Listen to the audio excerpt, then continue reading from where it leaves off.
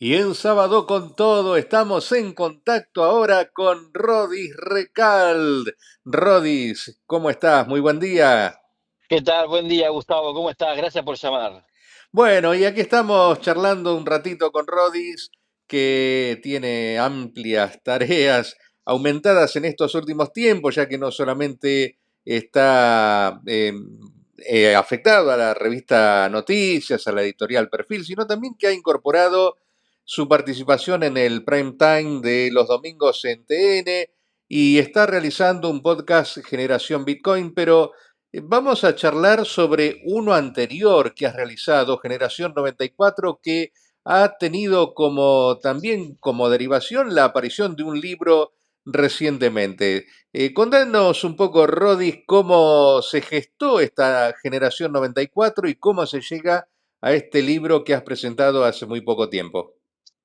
Ya, el Generación 94 era originalmente el plan, era un libro, era hacer un libro y que antes de la pandemia eh, tenía proyectado armarlo para los 30 años del aniversario de la reforma de la Constitución, contando un poco esa generación de políticos que habían ido a Santa Fe a reformar la Constitución.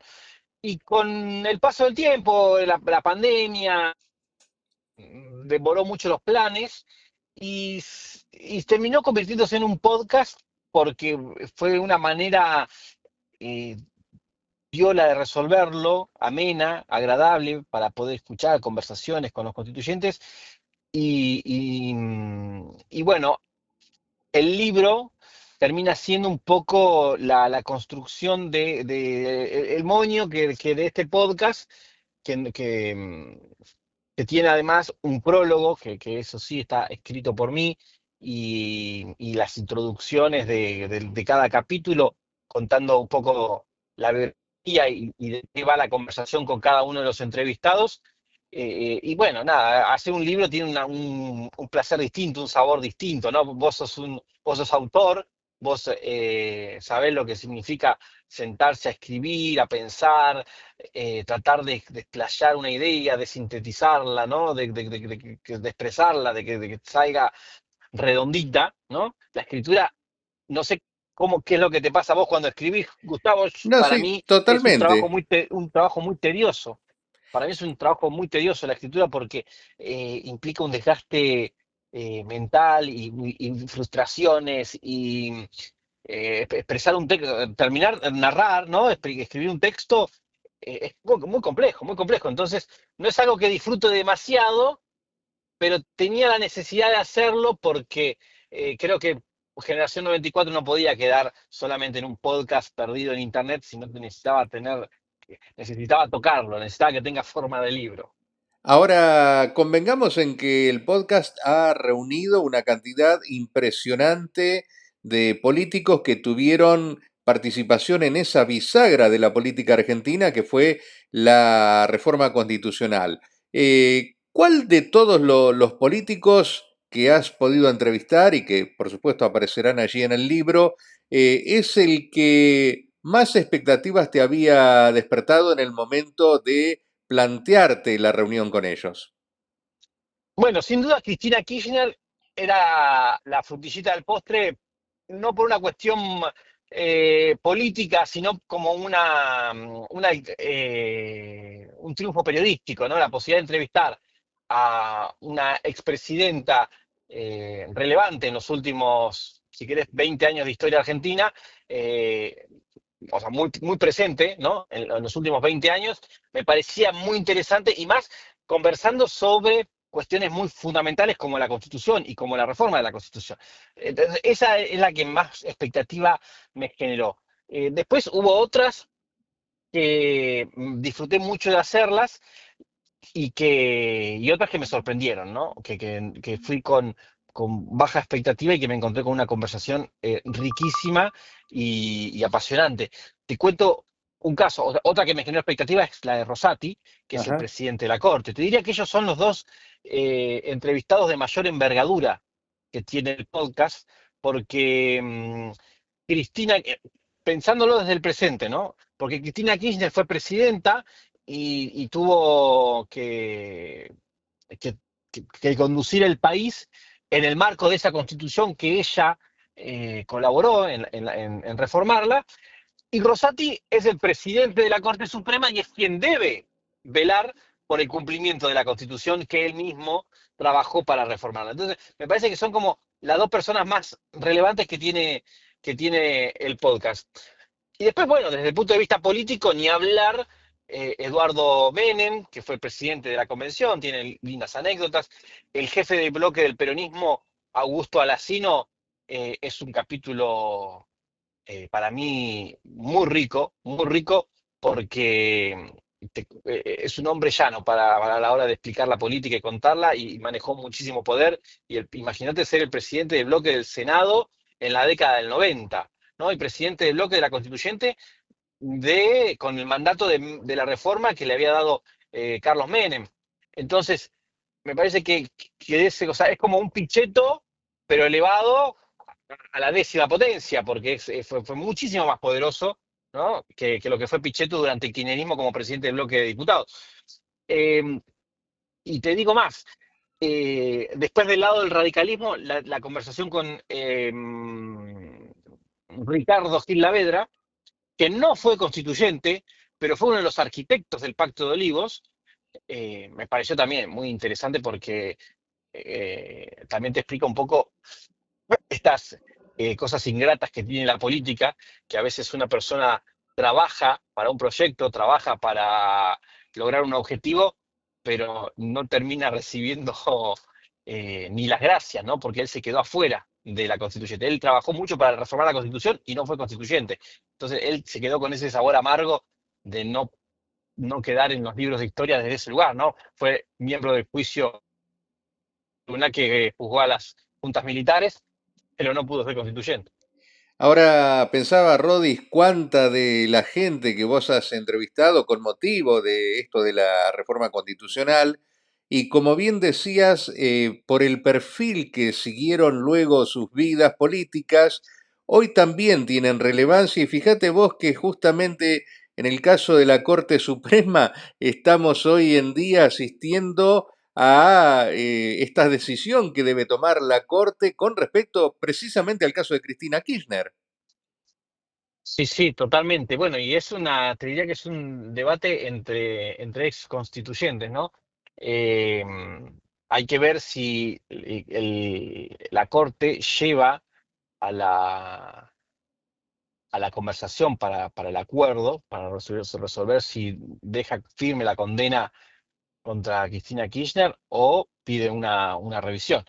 Ese tema es muy interesante porque quien tiene la decisión es Horacio Rosati y la principal damnificada es Cristina Kirchner, ¿no? Que fueron los dos protagonistas de la reforma del 94. Las vueltas que tiene la vida, diría uno, ¿no? Porque de aquel tiempo a esta parte, ¿quién iba a pensar en tantos años que iban a estar en esta posición? Pero volviendo un poquito a la producción de lo que inicialmente, como vos bien decías, iba a ser el libro y que terminó siendo un podcast muy interesante con canal en YouTube y por supuesto ahora concretado en libro. Digo, esto sin dudas tiene muchas anécdotas además de lo que nos estabas comentando, como por ejemplo cuestiones técnicas, ¿no? Me imagino las cuestiones técnicas a veces también habrán jugado en favor y en contra a veces, ¿no? De la realización de este podcast.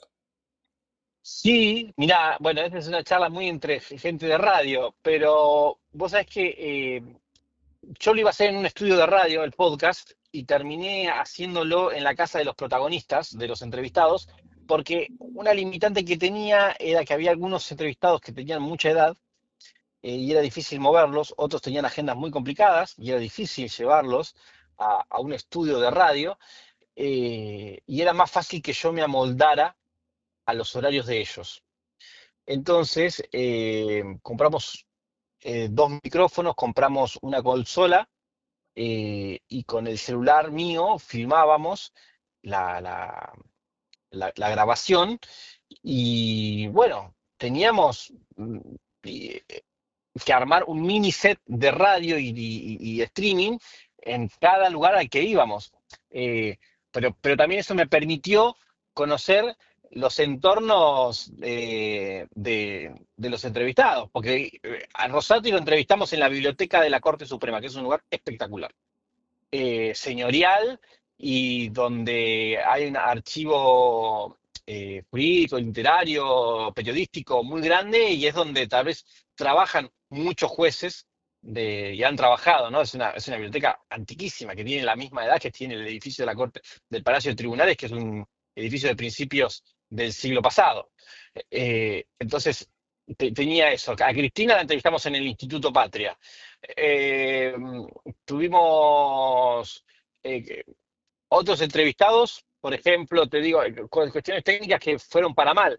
Alberto Iribarne lo entrevistamos en su casa y Alberto vive en un edificio en la zona de Núñez que queda en la línea de aterrizaje de los aviones que van a Aeroparque. Es decir, Oh, que por arriba del edificio de él pasan muchos aviones y si tiene las ventanas abiertas, todo el tiempo se escuchan los aviones. claro. Entonces, cada tanto en el reportaje se escucha que pasa un avión.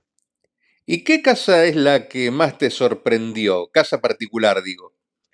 Ya, casa particular, María Cristina Guzmán, que es una constituyente de Jujuy, tiene muchas obras de arte en su casa, tiene estatuas y esculturas, y tiene una escultura de una mujer desnuda en el hall de entrada.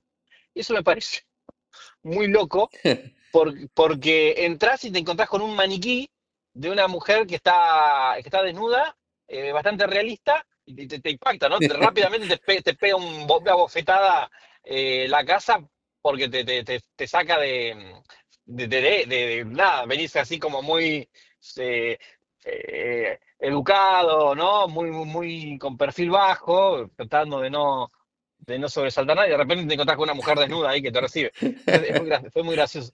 Y después, en el departamento de Eduardo Menem, en su living, él tiene muchos recuerdos del paso por el poder, por el gobierno, pero desde el lado B, ¿no? Desde el lado del hermano del presidente. Entonces te diría que tiene casi las mismas fotos que Menem, pero él.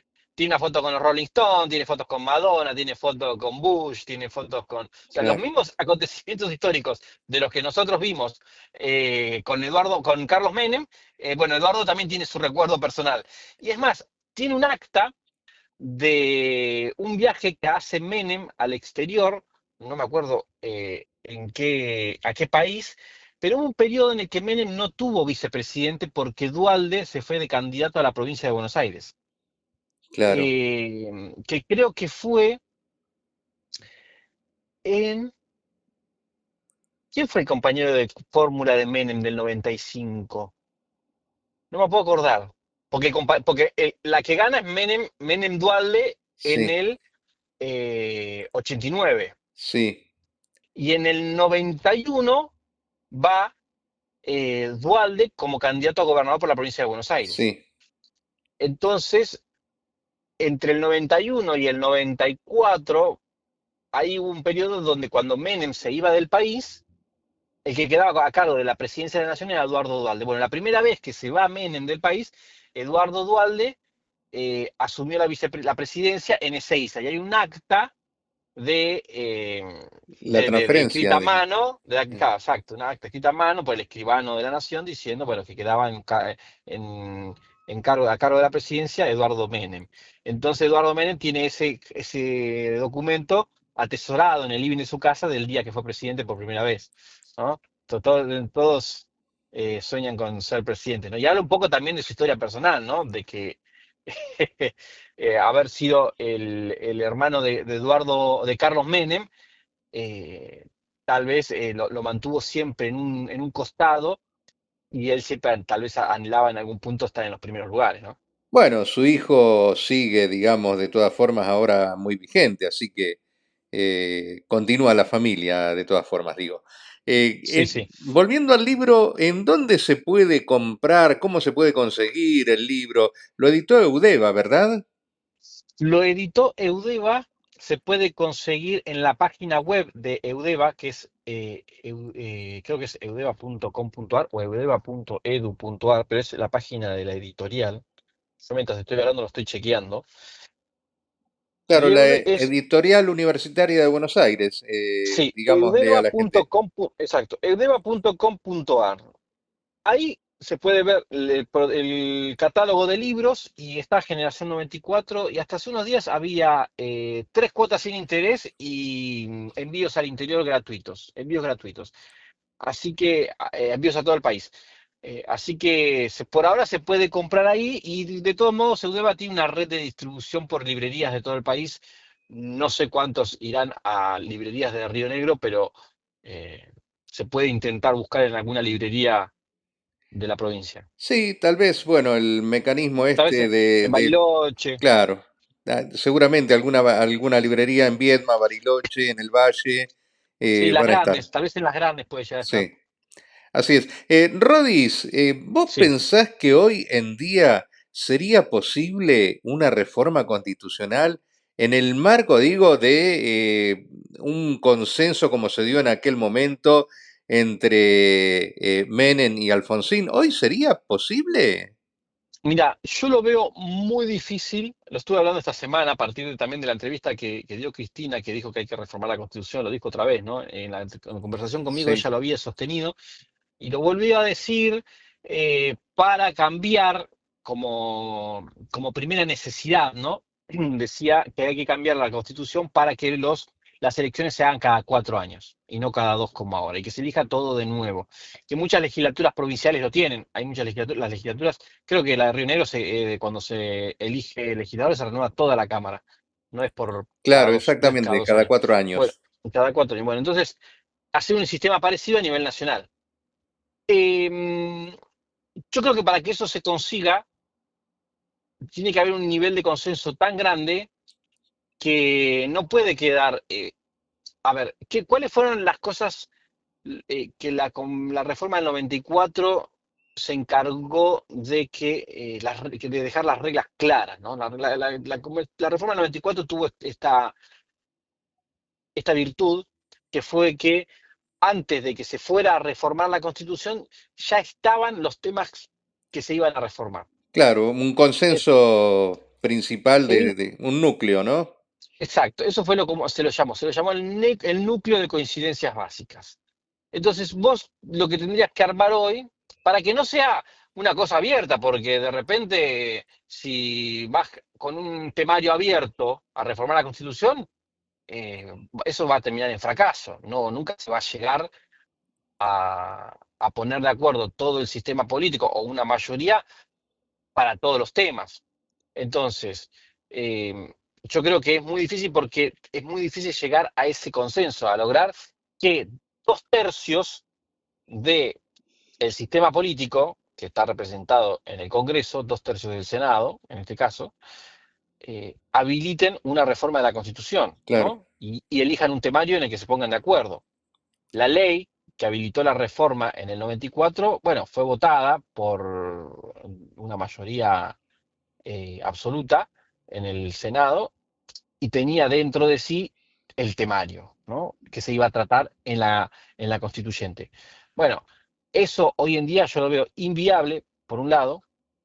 Segundo, que llegar al 94 implicó un recorrido de más de 30 años, porque, y acá te hago un poco de historia, cuando Perón vuelve al país en el 73, sí. no, perdón, en el 72, porque Perón Sí, vuelve, sí, el primer regreso, cuando vuelve solamente aterriza. Allí decís vos. sí. Ajá. No, no, no, claro, no, cuando vuelve al país y se abraza con Balvin, es en el 72, Ah, perfecto. o en el 73, no, es en el 73, porque en el En 73 72, ya en el para las 73, elecciones, sí. sí, en el 73. Cuando vuelve en el 73, Perón ahí menciona, te diría que como está mencionando ahora Cristina Kirchner, que hay una necesidad de reformar la Constitución. Y se abraza con Balbín, con Ricardo Balbín, que era el dirigente radical más importante de ese momento, era la oposición, si querés, al peronismo. Bueno, y ahí empieza la conversación. Pero hasta el 94 pasó de todo, porque Claro. se murió Perón, vino el golpe de Estado, vino Alfonsín.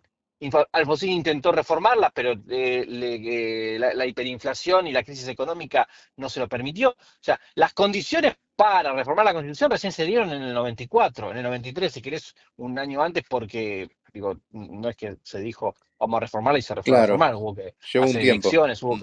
llevó un tiempo. Pero lo que quiero decir es que lleva mucho tiempo construir las bases para iniciar la reforma, para intentar reformarla. Imagínate lo que significa después llegar a reformarla. Entonces, el peso político que tenían Menem y Alfonsín, en ese momento yo no veo hoy dirigentes que tengan ese peso y esa representación. Si querés, Milei y Cristina pueden ser los dos dirigentes más relevantes de este tiempo, ¿no? Como antagónicos, pero aún así no veo que ellos estén de acuerdo en la temática de los temas que haya que Claro, discutir y el rumbo de la Argentina. además con mucha desconfianza el uno del otro, ¿no? Es decir, Sí, no hay forma de armar un núcleo de coincidencias esta vuelta y saber que se va a respetar, ¿no? Es la verdad y que, en ese momento Menem y Alfonsín tenían una desconfianza mutua muy grande. Menem desconfiaba, Alfonsín desconfiaba de Menem, de que Menem no lo traicione. Y Menem también tenía desconfianza de que no le aprueben la reelección. Pero ¿qué hicieron? Hicieron un núcleo y firmaron un núcleo que no se podía tocar. Ninguno de ellos se podía tocar. Te digo más, el representante, el jefe, el presidente de la comisión del núcleo de coincidencia básica en la constituyente era un radical. Era Jarolaski. Esto Jarolaski, que era chacho. radical. Y él era el guardián del núcleo de coincidencias básicas que incluía la reelección de Menem. Es decir, la reelección de Menem quedó en manos de un radical, ¿no? Claro. Eh, a este punto te lo llevo.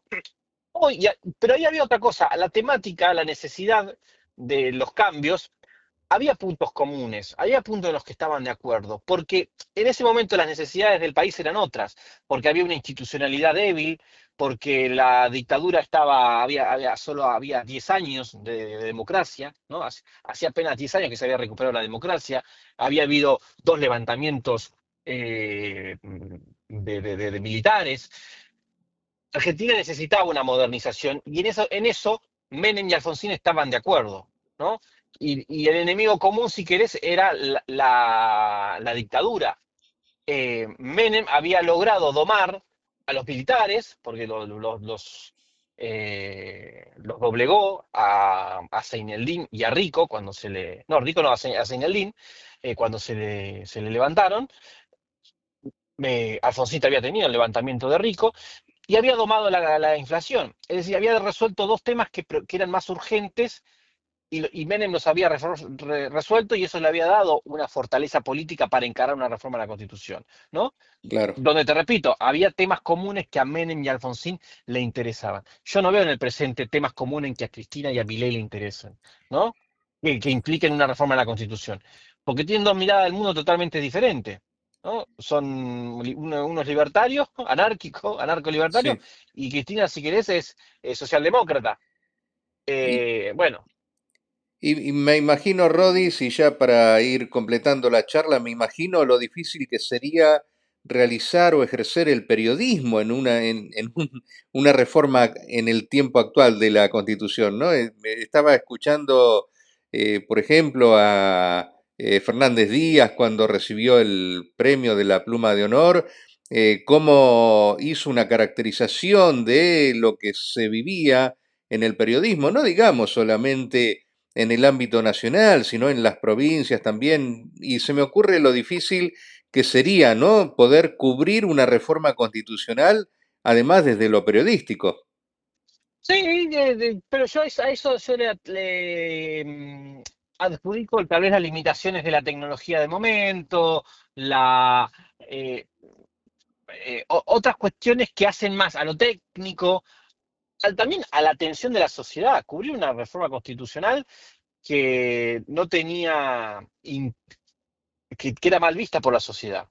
Otra Ujú. cosa una reforma constitucional es un acto político muy antipático, Claro, porque en ese momento la sociedad estaba en contra, la justicia estaba en contra, los medios estaban en contra.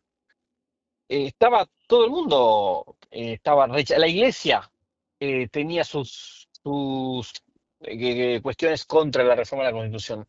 Es decir, ¿quién tiene la espalda o se banca hoy reformar una Constitución, ¿no? Que sea antipática, que sea antipopular.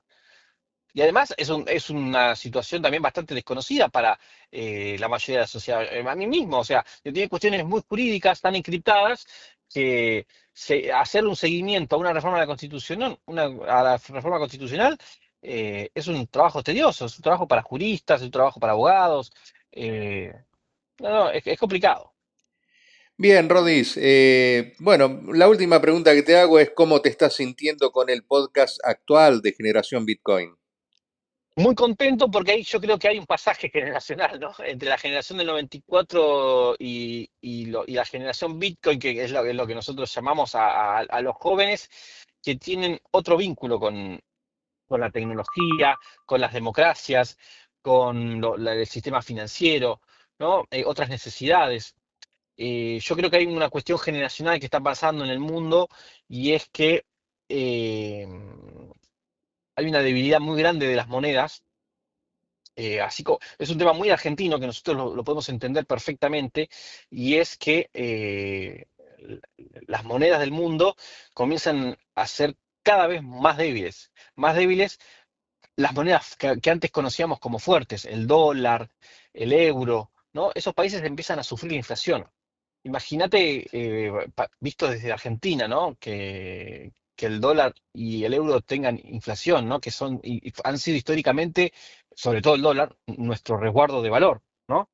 Nuestra moneda de referencia a la hora de ahorrar. Bueno, yo creo que hoy los jóvenes del mundo empiezan a ver que todas esas monedas tienen un problema, que tienen una emisión ilimitada, que tienen que la definen los políticos, y es el enojo de las nuevas generaciones con la clase política que toma decisiones que terminan perjudicando el poder adquisitivo de las personas. Y bueno, que me parece que ahí hay un cambio tecnológico que llegó, que está llegando, y es como la aparición del correo electrónico, es como la aparición del teléfono, ¿no? Va a terminar siendo una moneda que nos va a terminar uniendo a la humanidad con una con un solo tipo de cambio, vamos a decirlo así, ¿no? Me parece que hay un futuro que va a llevar a que cualquier persona en cualquier parte del mundo pueda mandar un Bitcoin con costos bajísimos. Hoy, si vos querés mandar $100 a otra parte del mundo, a cualquier otra parte del mundo, tenés que pagar impuestos, comisiones, tenés que tener una cuenta del banco, tenés que hacer una cantidad de trámites, y con el Bitcoin es simplemente 2 clics y ya mandaste la plata y pagaste una comisión bajísima. Entonces, me parece que hay una forma de vincularse en la sociedad que está atravesada por esta moneda, ¿no? Por esta moneda nueva. Una atractiva temática, Rodis, para seguirte. Bueno, ya creo que vas por el tercer episodio, Por el tercer episodio. así que Que, bueno, que ahí para... mostramos algo, que hay una cosa, y bueno, ¿y quién toma la posta de eso, de esta conversación? Hoy los libertarios del mundo están teniendo, si querés, están tomando la posta en esta conversación, cosa que tal vez las izquierdas o los progresismos están un poco más atrasados, pero no atrasados en el sentido despectivo, sino que están como, les cuesta encontrarle la vuelta, tal vez por una cuestión también, tal vez generacional. eh, pero vos escuchás en España los problemas que tienen la sociedad española, y ellos te hablan de que no tienen acceso a la vivienda, que el crédito está carísimo, que los salarios corren de atrás a la inflación, que hay corrupción. Entonces, ahí me parece que hay una conversación que un argentino la puede entender perfectamente, porque vos decís, che, pues estás relatando problemas de Argentina. Pero no, pues son problemas españoles. Entonces me parece que el mundo está teniendo problemas que para nosotros son súper viejos y harto conocidos, como dirían en Chile, y el Bitcoin se muestra como una solución a esos problemas, ¿no? Pero bueno, es un podcast, te diría, en algún punto casi de tecnología, más que. Pero bueno, atravesamos un poco la política, las finanzas. Es una temática muy compleja, muy atractiva y que para mí es clave para el futuro. Bueno, nos quedamos con dos elementos de esta charla, Rodis. Por un lado, seguirte en el podcast y también, por supuesto, acercarnos al libro Generación 94, además de, por supuesto, seguirte en TN cada domingo a las 22 y a través de la revista Noticias de la editorial Perfil. Así que bueno, te agradezco muchísimo este contacto en nombre de toda la comunidad de Jacobasi que te está escuchando. Muchísimas gracias, Gustavo. Un cariño grande para todos y seguramente el libro Generación 94 vaya a estar en la biblioteca de Jacobasi, así que yo voy a mandar algunos. Una hermosa novedad entonces. Así que bueno, te mandamos un abrazo muy grande y en cualquier momento te tenemos por aquí en la radio. Gracias. Chao, chao. Ahí estaba entonces con nosotros Rodis Recald, aquí en Sábado con Todo.